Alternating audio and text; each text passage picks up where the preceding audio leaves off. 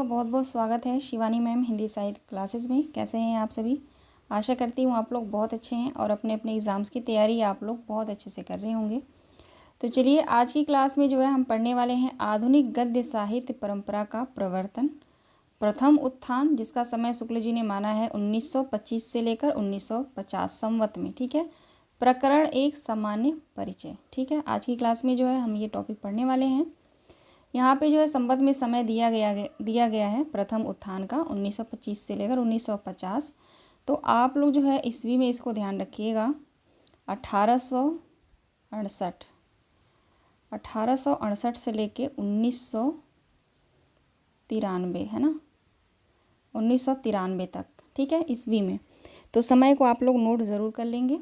ठीक है, अब जो है थोड़ा सा पिछले क्लास को जो है हम रिवाइज करते हुए आगे की ओर बढ़ेंगे। ठीक है, जब मैंने क्लास स्टार्ट किया था हिंदी साहित्य का इतिहास ग्रंथ से जो है जब आधुनिक काल जब मैंने स्टार्ट किया था तो वहीं पे मैंने आप सभी को बताया था इंडेक्स के माध्यम से। सबसे पहले मैंने आप सभी को पढ़ाया था प्रकरण एक सामान्य परिचय गद्य का विकास। ठीक है, जिसमें जो है ब्रज भाषा और खड़ी बोली को लेकर के जो तमाम बातें वहाँ पे की गई थी तो उसको जो है हमने पढ़ लिया था। ठीक है, उसके बाद जो है हमने प्रकरण 2 पढ़ा। ठीक है, उसके बाद जो हमने प्रकरण 2 पढ़ा। प्रकरण 2 का नाम था गद्य साहित्य का आविर्भाव, जिसमें जो है हमने बाबू नवीन चंद्र राय, स्वामी विवेकानंद सरस्वती, श्रद्धाराम फुल्लौरी, इन सभी विचारकों को जो है हमने पढ़ लिया था प्रकरण 2 में। ठीक है, अब आज की जो क्लास है, आज की क्लास में आप एक बात ध्यान रखिएगा, यहाँ से जो है रामचंद्र शुक्ल प्रथम उत्थान नाम देते हैं। ठीक है, अब जो है प्रथम उत्थान में 3 प्रकरण को इन्होंने रखा है। ठीक है, यहाँ पे देख सकते हैं प्रकरण एक सामान्य परिचय।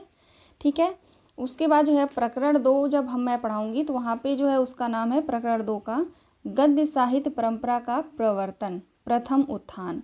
ठीक है, उसके बाद जो है तीसरे प्रकरण का नाम है गद्य साहित्य का प्रसार, तृतीय उत्थान। समय जो है अलग अलग बताया है, वो जब मैं आगे बढ़ूंगी तो समय आपको बताती चलूँगी। ठीक है, तो ये आप बात ध्यान रखेंगे यहाँ पे कि शुक्ल जी ने प्रथम उत्थान के अंतर्गत जो है 3 प्रकरण को रखा है। ठीक है, तो आज की क्लास में हम पढ़ेंगे प्रकरण 1 सामान्य परिचय को। ठीक, चलिए आगे बढ़ते हैं। आप सभी दोस्त जो है इत्मीनान के साथ धैर्यपूर्वक जो है आप लोग क्लास में बने रहिएगा। ठीक है, यहाँ से कोई भी पेज अगर आपका छूट जाता है, ठीक है, अगर आप छोड़ देते हैं तो आगे का जो है आपको बहुत कम समझ में आएगा। ठीक है, तो इसलिए मैं बार बार जो है कहती रहती हूँ कि आप लोग जो है कंटिन्यू कोई भी पेज नहीं छोड़ना है, पढ़ते चलिएगा इसको। ठीक है, ज़रूरी नहीं है कि याद करना है, याद तो हो नहीं सकता है ना, तो इसको पढ़े रहेंगे तो कहीं ना कहीं आपके माइंड में ज़रूर रहेगा, तो क्वेश्चन आप कर ले जाएंगे। ठीक है, और जो मोस्ट इम्पॉर्टेंट है उसको तो मैं नोट करने के लिए बताती हूँ, तो आशा करती हूँ कि आप लोग नोट भी करते चल रहे होंगे। ठीक है, चलिए आज की क्लास में जो है हम आगे बढ़ते हैं। यहाँ से जो है हम पढ़ना स्टार्ट करेंगे। मैं हाईलाइट नहीं कर पाई हूँ, लेकिन जो है मैंने ट्रिक लगा रखा है, वहाँ पे पेन से जो है मैंने मार्क कर रखा है, तो आप लोगों को मैं बताती चलूँगी, आप लोग नोट करते चलिएगा। ठीक है, आधुनिक गद्य साहित्य परंपरा का प्रवर्तन, प्रथम उत्थान, संवत में समय 1925 से लेकर 1950। संवत और ईस्वी दोनों में याद रखेंगे आप लोग। ठीक है, प्रकरण 1 सामान्य परिचय को हम पढ़ेंगे। शुक्ल जी कहते हैं कि भारतेंदु हरिश्चंद्र का प्रभाव भाषा और साहित्य दोनों पर गहरा पड़ा। उन्होंने जिस प्रकार गद्य की भाषा को परिमार्जित करके उसे बहुत ही चलता, मधुर, स्वच्छ रूप दिया, उसी प्रकार हिंदी साहित्य को भी नए मार्ग पर लाकर जो है खड़ा कर दिया। ठीक है, पिछली क्लास में मैंने आप सभी को पढ़ाया था, तो वहाँ पे मैंने आप सभी को बताया था कि किस तरह जो है खड़ी बोली को लेकर जो है उसके पक्षधर कौन थे, विपक्षी कौन थे, जिसमें मैंने आप सभी को बताया था कि एक नाम था फ्रेडरिक पिंकार्ट। ठीक है, फ्रेडरिक पिंकार्ट के बारे में मैंने आप सभी को बताया था कि इंग्लैंड के रहने वाले थे, लेकिन वो हिंदी के जो है पक्षधर थे, खड़ी बोली हिंदी के। ठीक है, उसके बाद जो है इसी तरह नवीन चंद्र राय के बारे में मैंने आप सभी को बताया था कि नवीन चंद्र राय जो है किस तरह जो है हिंदी को लेकर पंजाब में जो है उसका प्रचार प्रसार कर रहे थे, जिसके खिलाफ जो है गारसा दत्तासी ने इनको जो है नवीन चंद्र राय को वहाँ पे उनके बारे में जो है बहुत आलोचना करी थी। ठीक है, जबकि आप सभी को पता है कि गारसा दत्तासी जो है हिंदी को जो है भद्दी बोली कहते हैं। ठीक है, उसके बाद जो है हम पढ़ते हैं राजा लक्ष्मण सिंह। ठीक है। राजा लक्ष्मण सिंह के बारे में मैंने आप सभी को पढ़ाया था कि किस तरह जो है हिंदी गद्य की भाषा अपने भावी रूप में जो है भावी रूप का जो है आभास दे चुके रहते हैं। अब जो है क्या करते हैं, हिंदी भाषा को ये सुव्यवस्थित और परिमार्जित करके जो है उनमें ऐसे साहित्य का विधान करते हैं और चाहते हैं कि जितनी भी शिक्षित जनता है, ठीक है, जितनी भी शिक्षित जनता रहती है उनके रुचि के अनुकूल जो है जो भी साहित्य लिखा जाए वो हो, ठीक है, जनता शिक्षित जनता के रुचि के जो है अनुकूल हो, ठीक है। ठीक इसी परिस्थिति में जो है कहते हैं कि उस बुक में जो है कल की क्लास में जो मैंने पढ़ाया था तो वहाँ पे जो है लिखा गया था, ठीक इसी परिस्थिति में जो है भारतेंदु का जो है उदय होता है, ठीक है। तो वही अब जो है आगे हम पढ़ रहे हैं आज की क्लास में। तो यहाँ पे आप देख सकते हैं कि शुक्ल जी यहाँ पे जो कहते हैं कि भारतेंदु हरिश्चंद्र का प्रभाव जो है भाषा और साहित्य दोनों पर पड़ा, दोनों पर जो है गहरा प्रभाव पड़ा इनका, ठीक है।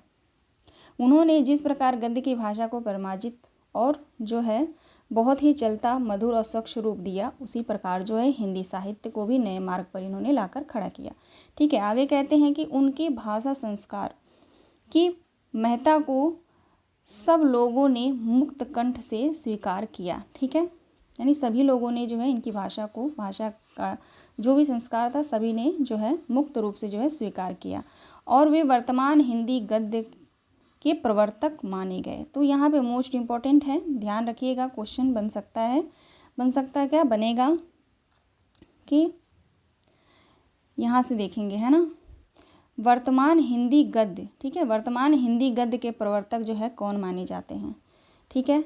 तो आप यहाँ पे ध्यान रखिएगा, कौन, भारतेंदु हरिश्चंद्र, ठीक है। ऑप्शन रहेगा राजा लक्ष्मण सिंह कि राजा शिव प्रसाद सिंह या नवीन चंद्र राय या भारतेंदु हरिश्चंद्र, क्योंकि सभी नाम जो है बहुत ही प्रचलित हैं, ठीक है। तो आप लोग ध्यान रखिएगा भारतेंदु हरिश्चंद्र, ठीक है, राइट आंसर हमारा भारतेंदु हरिश्चंद्र होगा, ठीक है। अब आगे देखिए, मुंशी सदा सुखलाल की भाषा साधु होते हुए भी पंडिताऊ लिए थी। यहाँ पे मोस्ट इम्पॉर्टेंट है, ठीक है, ध्यान रखिएगा।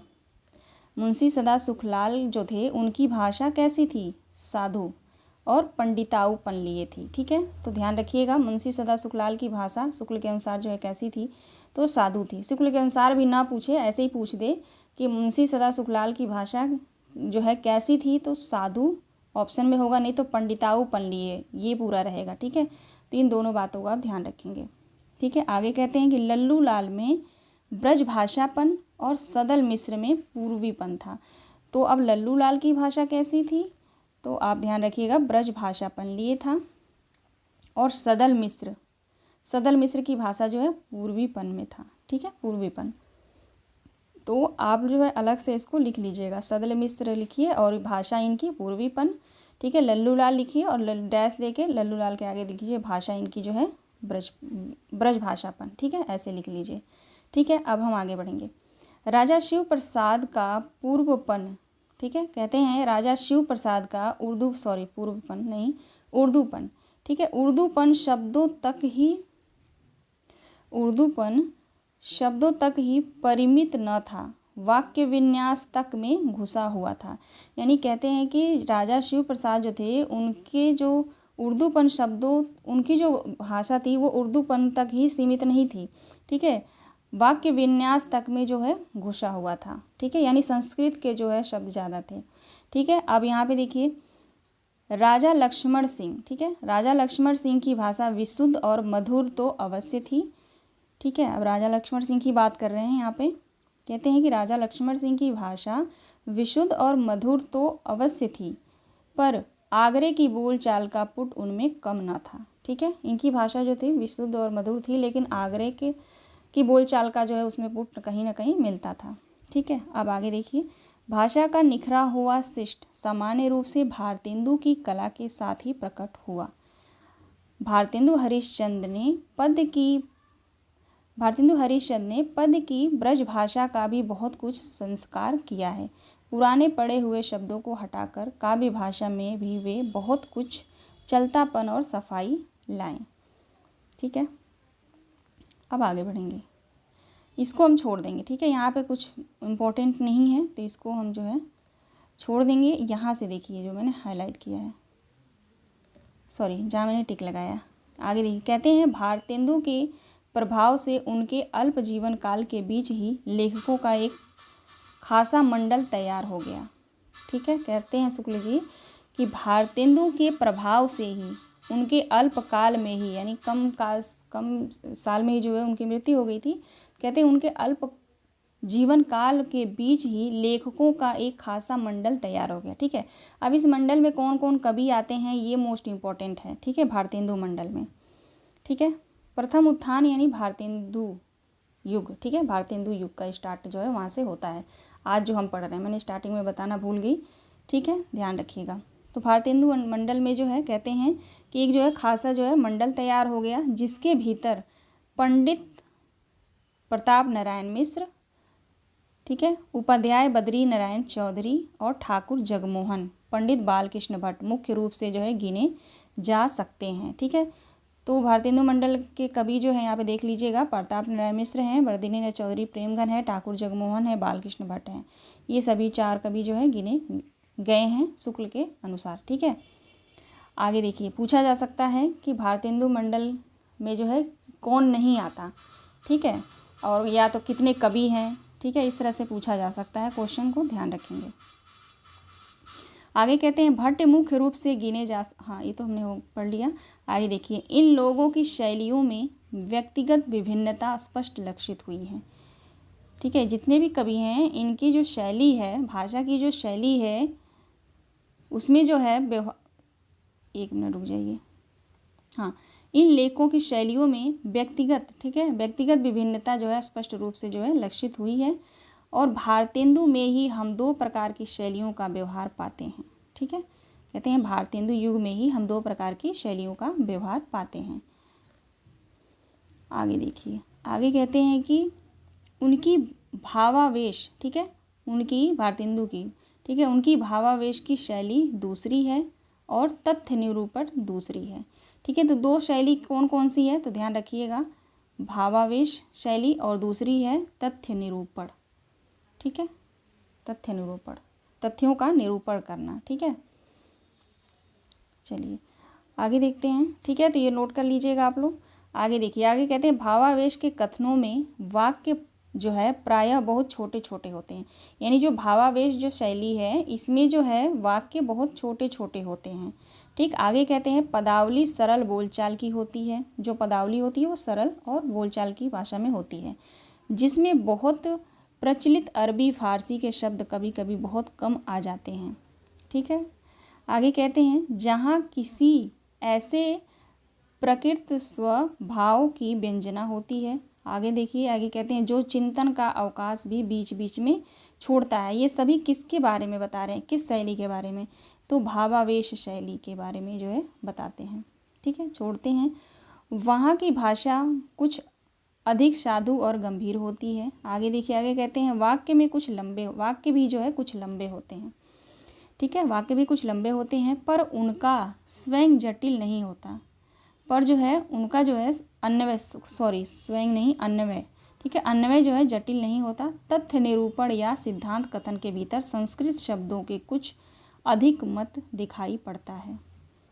ठीक है, शुक्ल जी कहते हैं जो तथ्य निरूपण है और सिद्धांत कथन, ठीक है, सिद्धांत कथन के भीतर संस्कृत शब्दों के कुछ अधिक मेल दिखाई पड़ते हैं। ठीक है, आगे कहते हैं एक बात विशेष रूप से ध्यान देने को है। अब वो कौन सी बात है देखते हैं। कहते हैं कि एक बात जो है विशेष रूप से ध्यान देने की है कि वस्तु दर्पण, सॉरी वस्तु वर्णन, है ना, वस्तु वर्णन या दृश्य वर्णन, वस्तु वर्णन या दृश्य वर्णन में विषयानुकूल मधुर या कठोर वर्ण वाले संस्कृत शब्दों की योजनाओं की जो प्रायः समस्त और सानुप्रास होती है, चाल सी चली आई है। ठीक है, चाल से चली आई है। भारतेंदु में वह प्रवृत्ति हम सामान्यतः नहीं पाते। ठीक है, चलिए अब आगे यहाँ से देखेंगे, यहाँ से। ठीक है, शुक्ल जी कहते हैं कि पंडित प्रताप नारायण मिश्र की प्रकृति विनोदशील, प्रताप नारायण मिश्र की प्रकृति जो है विनोदशील थी, अतः उनकी भाषा बहुत ही स्वच्छंद गति से बोलचाल की चपलता और भाव भंगी लिए चलती है। हास्य विनोद, ठीक है, हास्य विनोद इनकी रचना है। ठीक है, कहते हैं हास्य विनोद की उमंग में वह कभी कभी मर्यादा का अतिक्रमण करती पूर्वी कहावतों और मुहावरों की बौछार भी छोड़ती चलती है। आगे देखिए, अब जो है उपाध्याय बद्रीनारायण चौधरी प्रेम घन के बारे में यहाँ पे जो है बताते हैं कि बद्रीनारायण चौधरी प्रेम घन के लेखों में गद्य काव्य के पुराने ढंग की झलक, रंगीन इमारत, चमक दमक बहुत कुछ मिलती है। बहुत बहुत से वाक्य खंडों की लड़ियों से गुथे हुए उनके वाक्य अत्यंत लंबे होते हैं। ठीक है, किसके वाक्य लंबे होते हैं? तो बद्रीनारायण चौधरी प्रेम घन के। ठीक है, इतने लंबे कि उनका अन्वय कठिन होता है। ठीक है, पद विन्यास में तथा कहीं कहीं वाक्यों के बीच जो है विराम स्थलों पर भी अनुप्रास देख ईशा और लल्लू लाल का स्मरण होता है। ठीक है, इस दृष्टि से देखें तो प्रेम घन की पुरानी परंपरा का निर्वाह अधिक दिखाई पड़ता है। ठीक है, यानी प्रेम घन का जो है तुलना किससे कर रहे हैं शुक्ल जी? तो ईशा अल्लाह खां और लल्लू लाल की। इनकी भी रचनाएं जो है पद विन्यास वाक्य विन्यास लंबे होते थे। ठीक है, उसी तरह जो है इनका भी है बद्रीनारायण चौधरी प्रेम घन का। ठीक है, तो इसको मत लिखने की ज़रूरत नहीं है, इसको छोड़ दीजिए। अब जो है बालकृष्ण भट्ट के बारे में बात करते हैं। कहते हैं इनकी भाषा अधिकतर वैसी होती थी जैसी खरी खरी सुनाने में काम में लाई जाए। जैसे खरी खरी सुना कहते हैं ना, कुछ लोग जो भी कहना मुंह पे बोल देते हैं, खरी खरी सुना देते हैं, जो भी सच्चाई होती है वो तुरंत बोल देते हैं। ठीक है, तो वही ये कह रहे हैं इनकी भाषा जो है खरी खरी सुनाने में काम में लाई जाती है। जिन लेखों में उनकी चिड़चिड़ाहट झलकती है वह विशेष मनोरंजक है। नूतन पुरातन का वह संघर्ष काल था जिसमें भट्ट जी को चिढ़ाने की पर्याप्त सामग्री मिल जाया करती थी। ठीक है, आगे देखिए, आगे कहते हैं समय के प्रतिकूल पुराने बद्ध मूल विचारों को उखाड़ने और परिस्थिति के अनुकूल नए विचारों को जमाने में उनकी लेखनी सदा तत्पर रहती थी। भाषा उनकी चटपटी, तीखी और चमत्कारपूर्ण होती थी। ठीक है, किसकी भाषा? अब यहाँ पे दे सकता है ना कि उनकी भाषा जो है चटपटी, तीखी और चमत्कारपूर्ण होती थी। शुक्ल के अनुसार किस कवि के बारे में यह कथन है? तो बालकृष्ण भट्ट के। ठीक है, अब जो है ठाकुर जगमोहन के बारे में देखिए। ठाकुर जगमोहन की शैली शब्द शोधन और अनुप्रास की प्रवृत्ति के कारण चौधरी बद्रीनारायण की शैली से मिलती जुलती है, पर उनमें लंबे वाक्यों की जटिलता नहीं पाई जाती। किसके? बालकृष्ण भट्ट के। ठीक है, कहते हैं कि बालकृष्ण भट्ट के जो वाक्य हैं उसमें जो है वाक्यों में जो है उसमें जो है लंबे वाक्यों की जटिलता नहीं पाई जाती है। ठीक है, जब इसमें इनमें जो है पाई जाती है ठाकुर जगमोहन में। इसके अतिरिक्त उनकी भाषा में जीवन की मधुर भारतीय रंग स्थलियों की मार्मिक ढंग से हृदय में जमाने वाले प्यारे शब्दों का चयन अपनी अलग अलग विशेषता रखता है। ठीक है, इसको पढ़ते जानते बरस रहिए, इसको लिखने की ज़रूरत नहीं है। ठीक है ना, अब यहाँ से देखिए जो मैंने ट्रिक लगाया है यहाँ से। ठीक है, शुक्ल जी कहते हैं कि राजा शिव प्रसाद और राजा लक्ष्मण सिंह भाषा पर अधिकार रखने पर झंझटों के दबे हुए स्थिर प्राकृत के लेखक थे। ठीक है, तो ये कथन पूछा जा सकता है दे करके। ठीक है, कि राजा शिव प्रसाद और राजा लक्ष्मण का जो है भाषा पर अधिकार रखने वाले पर झंझटों से दबे हुए स्थिर प्रकृति के लेखक थे। ये कथन किसका है? तो शुक्ल जी का है। ठीक है, शुक्ल जी का जो है कथन है, तो ये आप लोग ये जरूर नोट कर लीजिएगा। ठीक है, आगे कहते हैं उनमें वह चपलता, स्वच्छंदता और उमंग नहीं पाई जाती है जो हरिश्चंद्र मंडलों के लेखकों में पाई जाती है। ठीक है, ये दोनों लोग तो जो मंडल में तो है नहीं ये कवि, राजा शिव प्रसाद और लक्ष्मण सिंह, इन्हीं के बारे में जो है कह रहे हैं कि उनमें जो है चपलता, स्वच्छंदता और उमंग नहीं पाई जाती है जो हरिश्चंद्र के मंडलों में जो है जो भी लेखक दिखाई पड़ते हैं। ठीक है, शिक्षित समाज से संचित भावों को भारतेंदु के सहयोगियों ने बड़े अनुरंजनकारी रूप में जो है ग्रहण किया है। ठीक है, अब यहाँ से देखेंगे, ये इतना महत्वपूर्ण नहीं है, इसको छोड़ दीजिए, टेंशन मत लीजिएगा आप लोग कि मैम छोड़ के आगे बढ़ रही है। ठीक है, क्योंकि मैं पूरा जो है पहले पढ़ के पहले टिक लगाती हूँ, फिर उसके मैं क्या आप लोगों को पढ़ाना है, ठीक है, वो मुझे अच्छे से पता होता है, तो इस बात की टेंशन लेने की ज़रूरत नहीं कि वो मैंने छोड़ दिया तो महत्वपूर्ण है, ठीक है। बाकी आपके पास बुक है तो आप लोग उसको पढ़ सकते हैं, ठीक है। या तो आप लोग बताइएगा, मैं PDF दे दूँगी, है ना, जिनके पास बुक नहीं होगी। अब यहाँ से देखिए, मोस्ट इम्पॉर्टेंट है, ठीक है, मोस्ट इम्पॉर्टेंट। विलक्षण की बात यह है, ठीक है, शुक्ल जी कहते हैं विलक्षण की बात यह है कि आधुनिक गद्य साहित्य की परंपरा का प्रवर्तन नाटकों से हुआ, ठीक है। तो क्वेश्चन आ सकता है कि आधुनिक गद्य साहित्य परंपरा का प्रवर्तन जो है किससे होता है, तो नाटक, उपन्यास, ठीक है, नाटक, उपन्यास, कहानी, वो नाटक हो गया, उपन्यास हो गया, कहानी हो गया, निबंध हो गया, ठीक है। ये ऑप्शन रहेगा, तो आपका राइट आंसर क्या होगा, नाटक से, ठीक है। तो ये प्रश्न बना यहाँ से, आधुनिक गद्य साहित्य परंपरा का प्रवर्तन जो है किससे माना है शुक्ल जी ने, तो नाटकों से माना है, ठीक है। चलिए अब यहाँ पे देखेंगे भारतेंदु के पहले, ठीक है, भारतेंदु के पहले नाटक के नाम से जो 2-4 ग्रंथ ब्रजभाषा में लिखे गए थे, उनमें महाराज विश्वनाथ सिंह के आनंद रघुनंदन नाटक को छोड़कर किसी में नाटकत्व न था, ठीक है। यानी भारतेंदु युग आने से पहले जो नाटक लिखा गया था, आप सभी को पता है भारतेंदु युग जब आप पढ़ेंगे तो वहाँ पे जो है, नहीं, जब नाटक पढ़ेंगे तो भारतेंदु युग के पहले के जो नाटक पढ़ेंगे तो सबसे पहला नाटक जो आनंद रघुनंदन, ठीक है, जो किसका नाटक है, तो विश्वनाथ सिंह का नाटक है, ठीक है। कहते हैं कि नाटक के नाम से 2-4 ग्रंथ जो है ब्रजभाषा में जो है पहले लिखे गए थे, ठीक है। उनमें महाराज विश्वनाथ सिंह के आनंद रघुनंदन को छोड़कर किसी में नाटकत्व तो न था। आगे कहते हैं कि हरिश्चंद्र ने सबसे पहले, कहते हैं कि हरिश्चंद्र ने सबसे पहले विद्या सुंदर, ठीक है, आप सभी को पता है विद्या सुंदर जो है राजा हरिश्चंद्र यानी भारतेंदु हरिश्चंद्र का नाटक है, ठीक है। सबसे पहले विद्या सुंदर नाटक का बंगला से जो है सुंदर हिंदी में अनुवाद करके संवत 1925, ठीक है, संवत 1925 में प्रकाशित करवाया था, ठीक है, 1925 में प्रकाशित करवाए थे, ठीक है। यानी विद्या सुंदर जो नाटक है ये बंगला में था, ठीक है, बंगला से जो है हरिश्चंद्र ने हिंदी में अनुवाद करके कब प्रकाशित करवाया, तो 1925 में, ठीक है। उसके पहले वे प्रवास नाटक लिख रहे थे जब ये प्रकाशित करवाए विद्या सुंदर नाटक 1925 में, उसके पहले जो है कौन सा नाटक लिख रहे थे, तो प्रवास नाटक। तो यहाँ पे ध्यान दीजिएगा, ठीक है, मिलान के लिए क्वेश्चन आए तो ध्यान दीजिएगा, विद्या सुंदर से पहले का है प्रवास नाटक, ठीक है, प्रवास नाटक लिख रहे थे पर वो पूरा नहीं हुआ, ठीक है, यानी अधूरा नाटक है प्रवास नाटक इनका, ठीक है। उन्होंने आगे देखिए, कहते हैं उन्होंने आगे चलकर भी अधिकतर नाटक ही लिखे, ठीक है। तो भारतेंदु हरिश्चंद्र ने जो है अधिकतर नाटक ही आपको देखने को मिलेगा, है ना।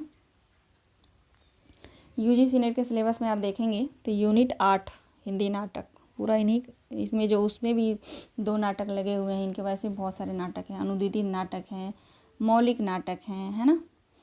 आगे देखिए, कहते हैं कि पंडित प्रताप नारायण और बद्री नारायण चौधरी ने भी उन्हीं का अनुसरण किया, यानी इन लोगों ने भी नाटक लिखा, ठीक है। आगे देखिए, आगे कहते हैं खेद के साथ कहना पड़ता है कि भारतेंदु के समय में धूम से चली हुई नाटकों की वह परंपरा आगे चलकर बहुत शिथिल पड़ गई और बाबा रामकृष्ण वर्मा बंग भाषा के नाटक जैसे वीर नारी पद्मावती, कृष्ण कुमारी का जो है अनुवाद करके नाटकों की शिथिलता को चलाते रहे, ठीक है। आगे कहते हैं कि इस उदासीनता के कारण उपन्यासों की ओर दिन दिन बढ़ती हुई रुचि के अतिरिक्त अभिनयशालाओं का अभाव भी कहा जा सकता है, ठीक है।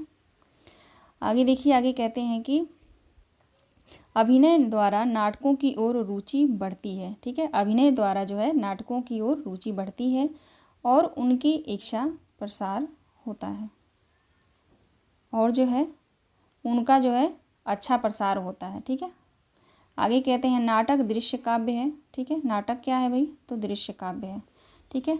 उनका बहुत कुछ आकर्षण अभिनय पर अवलंबित रहता है, ठीक है। आप सभी को पता है नाटक, कई नाटक हैं ऐसे जो आपको यूट्यूब पे देखने को मिल जाएंगे। तो बिल्कुल सही बात है कि नाटक जो है एक दृश्य काव्य है और उनका जो कुछ आकर्षण जो होता है वो अभिनय पर ही आधारित होता है। ठीक है, उस समय नाटक लिखने वाले, एक मिनट रुक जाइए, उस समय नाटक खेलने वाली जो व्यवसायी, ठीक है, जो व्यवसायी पारसी कंपनियां थीं, ठीक है, पारसी कंपनियां, वे उर्दू छोड़ हिंदी नाटक खेलने को तैयार नहीं थीं। ऐसी दशा में नाटकों की ओर जो है हिंदी प्रेमियों का उत्साह कैसे रह सकता है। यानी उस समय जो है जो पारसी कंपनियां थी वो जो है उर्दू भाषा को छोड़कर जो है हिंदी भाषा में जो है नाटक खेलने को वो तैयार नहीं थे। ठीक है, लेकिन उर्दू भाषा जब उस समय ज़्यादा किसी को समझ में आती नहीं थी तो कैसे उसमें आगे बढ़ सकते थे। ठीक है, वही जो है यहाँ पे कह रहे हैं शुक्ल जी। अब यहाँ से देखिए मोस्ट इम्पॉर्टेंट है, कहते हैं कि भारतेंदु जी, प्रताप नारायण मिश्र, बद्री नारायण चौधरी उद्योग करके अभिनय का प्रबंध किया करते थे। ठीक है, उद्योग करके जो है ये लोग अभिनय का जो है प्रबंध किया करते थे और कभी कभी स्वयं भी पार्ट लेते थे। जैसे आप सभी को पता है कि भारतेंदु जो है कई नाटक, अपने नाटक में जो है स्वयं जो है उसमें पात्र बने हैं। ठीक है, आगे देखिए, पंडित शीतला प्रसाद त्रिपाठी कृत जानकी मंगल नाटक, ठीक है, जानकी मंगल नाटक का जो धूमधाम से अभिनय किया हुआ था उसमें भारतेंदु ने पार्ट लिया था। ठीक है, तो जानकी मंगल जो नाटक है इसमें भारतेंदु जी ने जो है खूब जो है भाग लिया था। यह अभिनय देखने काशी नरेश महाराज, ईश्वरी प्रसाद, नारायण सिंह भी पधारे थे। ठीक है, ये जो नाटक है जानकी मंगल, इसको देखने के लिए काशी के नरेश के महाराज ईश्वरी प्रसाद, नारायण सिंह भी पधारे थे और इनका विवरण 8 मई 1868 के इंडियन मेल में प्रकाशित हुआ था। ठीक है, इनका विवरण जो है 8 मई 1868 के इंडियन मेल में, ठीक है, प्रकाशित हुआ था।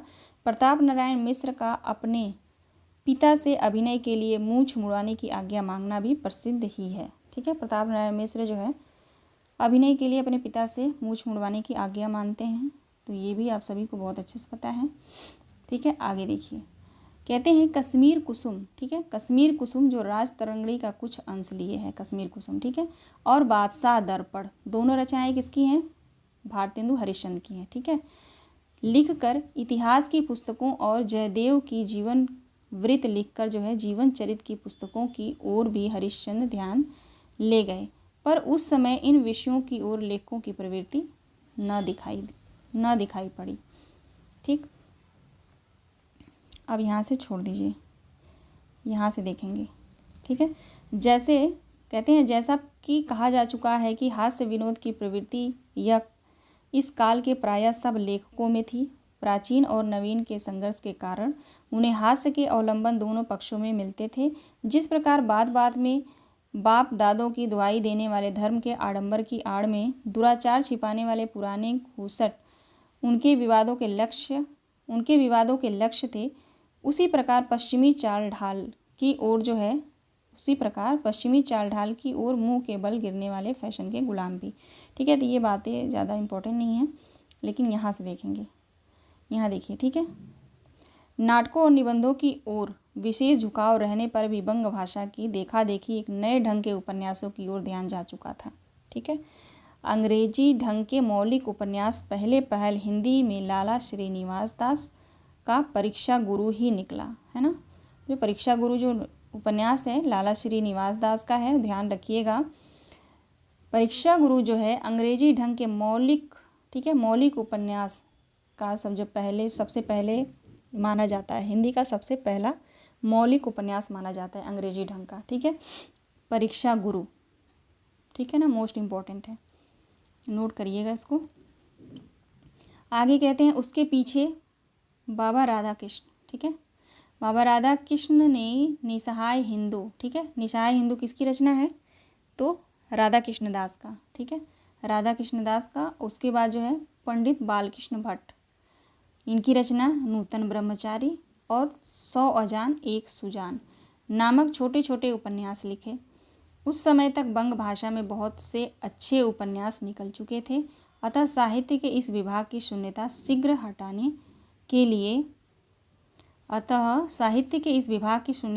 हटाने के लिए उनके अनुवाद आवश्यक प्रतीत हुए। आगे कहते हैं हरिश्चंद्र ने ही अपने पिछले जीवन में बंग भाषा के एक उपन्यास के अनुवाद में हाथ लगाया था, पर पूरा न कर सके थे। ठीक है, आगे देखिए, कहते हैं कि पर उनके समय में ही प्रताप नारायण मिश्र और राधा चरण गोस्वामी ने कई उपन्यासों के अनुवाद किए थे। अब यहाँ पे देखिएगा, इम्पोर्टेंट है। तदनंतर, ठीक है, खैर इसको छोड़िए, बाबू गदाधर सिंह, ठीक है, कहते हैं बाबू गदाधर सिंह ने बंग विजेता और दुर्गेशनी, ठीक है, दुर्गेश नंदिनी का अनुवाद किया। ठीक है, तो ध्यान रखिएगा, वंग विजेता और दुर्गेश नंदिनी का अनुवाद किसने किया था? तो बाबू गदाधर ने किया था। ठीक है, गदाधर सिंह। आगे देखिए, आगे कहते हैं संस्कृत की कादम्बरी की कथा भी उन्होंने बंगला के आधार पर लिखा था। ठीक है, गदाधर सिंह ने। ठीक है, पीछे तो बाबा राधा कृष्ण दास और बाबा कार्तिक प्रसाद खत्री और बाबा राम कृष्ण वर्मा आदि ने बंगला के उपन्यासों का अनुवाद की जो परंपरा चलाई वह बहुत दिनों तक चलती रही। इन उपन्यासों में देश के सर्वमान्य जीवन के बड़े मार्मिक चित्र रहते थे। अब यहाँ से देखिए, शुक्ल जी कहते हैं प्रथम उत्थान का अंत होते होते, ठीक है, प्रथम उत्थान हम पढ़ रहे हैं, प्रकरण 1 प्रथम उत्थान सामान्य परिचय। ठीक है ना, प्रथम उत्थान का अंत होते होते अनुदित उपन्यास का ताता बंध गया, पर पिछले अनुवादकों पर अपनी भाषा का वैसा अधिकार न हुआ था। अधिकांशतः अनुवादक प्रायः भाषा का ठीक हिंदी रूप देने में जो है अभी भी जो है असमर्थ रहे। ठीक है, कहीं कहीं तो बंगला के शब्द और कहीं मुहावरे तक राज्यों के यहाँ से देखेंगे, कहीं कहीं तो बंगला के शब्द और मुहावरे तक ज्यों के त्यों रख दिए जाते थे, जैसे कांदना, सिहरना, धू धू करके आग जलाना, छल छल आंसू गिराना इत्यादि। ठीक है, आगे देखिए, इन अनुवादों से बड़ा भारी काम यह हुआ कि नए ढंग के सामाजिक और ऐतिहासिक उपन्यासों के ढंग का अच्छा परिचय हो गया और स्वतंत्र उपन्यास लिखने की प्रवृत्ति और योग्यता उत्पन्न हो गई। यहाँ से देखिएगा कुछ जो है महत्वपूर्ण पत्रिकाएं हैं। ठीक है, हिंदी गद्य की सर्वोन्मुख गति का अनुमान इसी से हो सकता है कि 2500 पत्र पत्रिकाएं हरिश्चंद्र जी के जीवन काल में निकली, जिनके नाम जो है नीचे दिए गए हैं। तो मोस्ट इम्पॉर्टेंट पत्रिकाएं हैं ये सभी, आप लोग नोट कर लीजिएगा। 1 मिनट,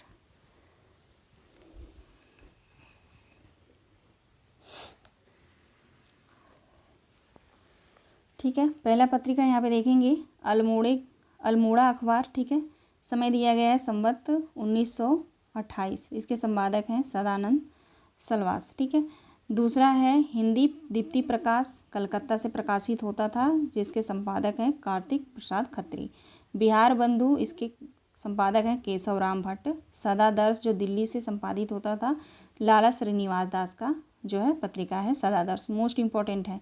ये सभी पत्रिकाएं बहुत ही महत्वपूर्ण हैं। ठीक है, तो इसमें कोई वो नहीं है कि ये महत्वपूर्ण है ये नहीं है। ठीक है, सभी को याद रखेंगे।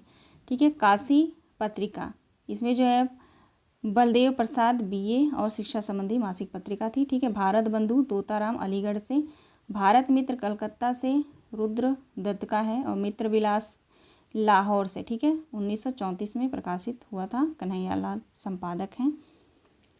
उसके बाद हिंदी प्रदीप, ठीक है, हिंदी प्रदीप प्रयाग से संपादित होता था और संपादक हैं बालकृष्ण भट्ट, मासिक पत्रिका है ये। आर्य दर्पण, ठीक है, आर्य दर्पण भी महत्वपूर्ण पत्रिका है, शाहजहांपुर से जो है प्रकाशित होता था। वक्तावर सिंह, ठीक है, मोहम्मद वक्तावर सिंह जो है इसके संपादक हैं। सार सुधानिधि कलकत्ता से सदानंद मिश्र जो है इसके संपादक हैं। उचित वक्ता दुर्गा प्रसाद मिश्र। सज्जन कीर्ति सुधाकर वंशीधर की पत्रिका है ये, मोस्ट इम्पॉर्टेंट है, सज्जन कीर्ति सुधाकर। ठीक है, हाईलाइट नहीं किया, ये मत समझना आप लोग कि इम्पोर्टेंट नहीं है। ठीक है, भारत सुदशा प्रवर्तक, इसके जो है गणेश प्रसाद। ठीक है, आनंद कादम्बरी मिर्जापुर से 1938, उपाध्याय बद्रीनाथ चौधरी। ठीक है, मासिक पत्रिका है ये भी। देश हितैषी अजमेर से, दिनकर प्रकाश रामदास वर्मा का है। ठीक है, धर्म दिवाकर जो है देवी सहाय का है। ये सब पत्रिकाएं भारतेंदु हरिश्चंद्र के समय जो है प्रकाशित हुई थी। प्रयाग समाचार देवकीनंद त्रिपाठी, ब्राह्मण पत्रिका ठीक है। प्रताप नारायण मिश्र का है। शुभचिंतक पत्रिका जो है सीताराम का है। और सदाचार मार्तंड जो है लालचंद शास्त्री का है। और हिंदुस्तान इंग्लैंड से जो है इसको किसने प्रकाशित करवाया था? मैंने पिछले क्लास में आप सभी को पढ़ाया था। हिंदुस्तान पत्रिका जो है इंग्लैंड से प्रकाशित होता था। किसने कराया था? कमेंट के माध्यम से बताइए ज़रा। ये अगर क्वेश्चन आ गया ना, हिंदुस्तान पत्रिका कहाँ से प्रकाशित होता है, तो आप लोग यही सोचेंगे कि हिंदुस्तान नाम है तो यहीं कहीं से हिंदुस्तान से ही प्रकाशित होगा। ठीक है, लेकिन आप लोग ये बात ध्यान रखिएगा, ये जो पत्रिका है इंग्लैंड से प्रकाशित हुआ है। ठीक है। राजा रामपाल सिंह दैनिक पत्रिका है ये। उसके बाद पीयूष प्रवाह अंबिका दत्त व्यास संपादक हैं इस पत्रिका के।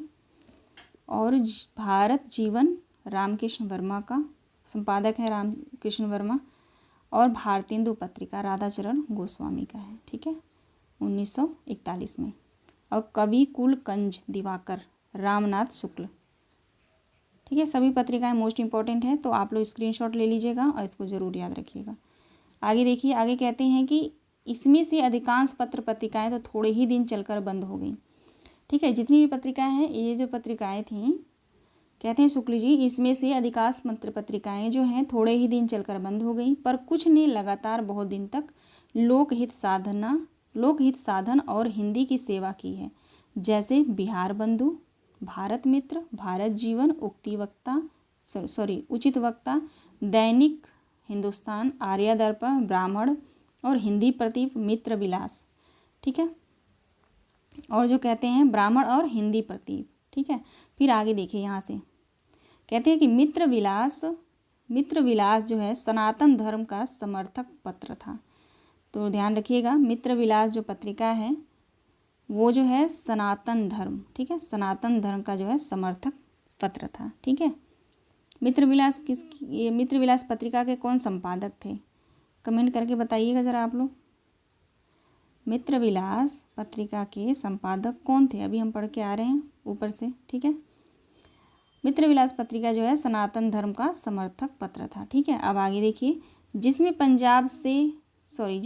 पंजाब में बहुत प्रचार का बहुत कुछ कार्य किया था। ठीक है, मित्र विलास जो है जो पत्रिका है, इसने जो है पंजाब में हिंदी प्रचार का इन्हें बहुत कुछ कार्य किया था। ब्राह्मण, हिंदी प्रदीप और आनंद कादम्बनी साहित्यिक पत्र थे।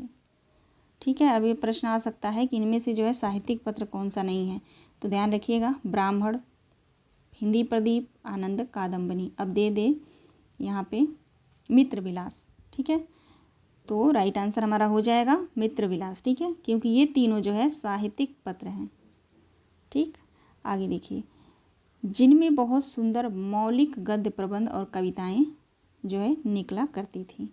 किसमें? इन तीनों पत्रिकाओं में। इनमें जो है बहुत सुंदर जो है मौलिक गद्य प्रबंध कविताएं निकलती थी। ठीक है, इन पत्र पत्रिकाओं को बराबर आर्थिक कठिनाइयों का सामना करना पड़ता था। ठीक, इन पत्रिकाओं के लिए जो है आर्थिक कठिनाइयों का सामना करना पड़ता था। हिंदी प्रदीप, ठीक है, हिंदी प्रदीप को कई बार तो बंद होना पड़ा था। ब्राह्मण संपादक प्रताप नारायण मिश्र को ग्राहकों से चंदा मांगते मांगते थक कर कभी कभी पत्र में इस प्रकार याचना करनी पड़ती थी। बताओ, अपने पत्रिकाओं का संपादन करने के लिए, उसको आगे बढ़ाने के लिए इन लोगों को कितनी मेहनत करनी पड़ती थी, है ना। तो क्या कहते थे यहाँ पे प्रताप नारायण मिश्र कि 8 मास बीते जजमान, अब तो करो दक्षिणा दान। ये जो है पंक्ति अपनी पत्रिका में लिखते थे। कौन? तो ब्राह्मण पत्रिका में प्रताप नारायण मिश्र। ठीक है, आगे देखिए, कहते हैं कि बाबू कार्तिक प्रसाद खत्री ने हिंदी संवाद पत्रों के प्रचार के लिए बहुत उद्योग किया था। उन्होंने संवत 1928 में हिंदी दीप्ति प्रकाश नाम से एक संवाद पत्र और प्रेम विलासिनी नाम की एक पत्रिका निकाली थी। ठीक है ना, तो हिंदी दीप्ति प्रकाश और प्रेम विलासिनी, ये दोनों पत्रिकाओं का नाम ध्यान रखेंगे किसके हैं, तो बाबू कार्तिक प्रसाद खत्री के हैं। ठीक है, आगे देखिए, कहते हैं उस समय हिंदी संवाद पत्र पढ़ने वाले थे ही नहीं। उस समय जो है हिंदी पत्र संवाद पढ़ने के लिए कोई था ही नहीं, क्योंकि उस समय तो उर्दू ज़्यादा चलती थी। पाठक उत्पन्न करने के लिए बाबू कार्तिक प्रसाद खत्री ने बहुत दौड़ धूप मचाई और लोगों के घर जा कर वे जो है पत्र सुनाकर आते थे। इतना सब करने पर भी उनका पत्र थोड़े ही दिन चलकर जो है बंद हो गया। संवत 1934 में कोई अच्छा और अस्थायी साप्ताहिक पत्र नहीं निकला, अतः संवत 1934 में दुर्गा प्रसाद मिश्र, पंडित दुर्गा प्रसाद मिश्र और पंडित छोटू लाल मिश्र और पंडित सदानंद मिश्र और जो है बाबू जगन्नाथ प्रसाद खन्ना के उद्योग से जो है कलकत्ते में, इन लोगों के उद्योग से जो है कलकत्ते में भारत मित्र कमेटी बनी, ठीक है।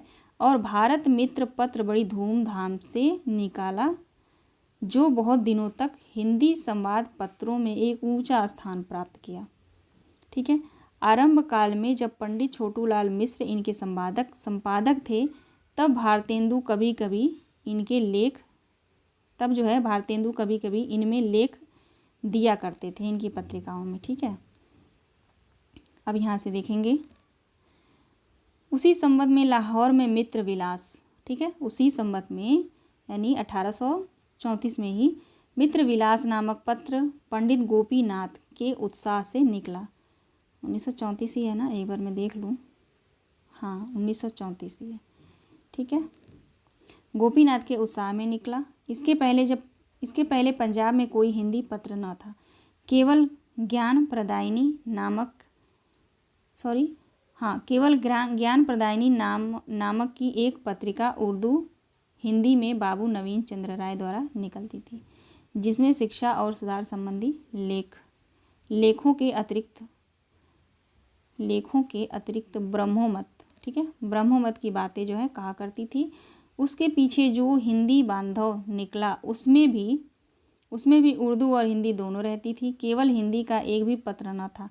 कविवचन सुधा, ठीक है, कविवचन सुधा की मनोहर लेखन शैली और भाषा पर मुग्ध होकर पंडित गोपीनाथ ने मित्र विलास पत्र निकाला था।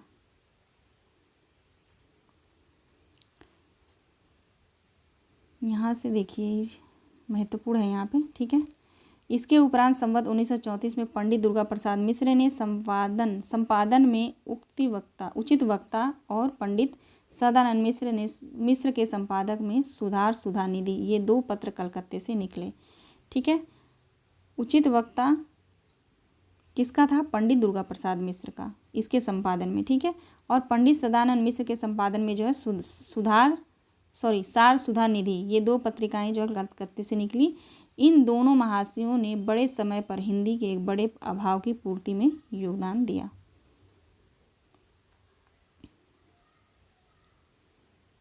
आगे देखिए, कहते हैं शुक्ल जी कहते हैं कि पीछे काला कांकर में मनस्वी और देशभक्त राजा रामपाल सिंह, ठीक है, राजा रामपाल सिंह जी अपनी मातृ भाषा की सेवा के लिए खड़े हुए और संवत 1940 में उन्होंने हिंदुस्तान नामक पत्र इंग्लैंड से निकाला, ठीक है। तो रामपाल सिंह ने जो है हिंदुस्तान नामक पत्रिका कहाँ से निकाला था? तो इंग्लैंड से निकाला था, ठीक है, जिसमें हिंदी और अंग्रेजी दोनों रहती थी। भारतेंदु के को लोकवास के पीछे संवत 1942 में यह हिंदी दैनिक के रूप में निकला और बहुत दिनों तक चलता रहा। इसके संपादकों में देश पूज्य पंडित मदन मोहन मालवीय और प्रताप नारायण मिश्र और बाबू बाल मुकुंद गुप्त ऐसे लोग रह चुके हैं, ऐसे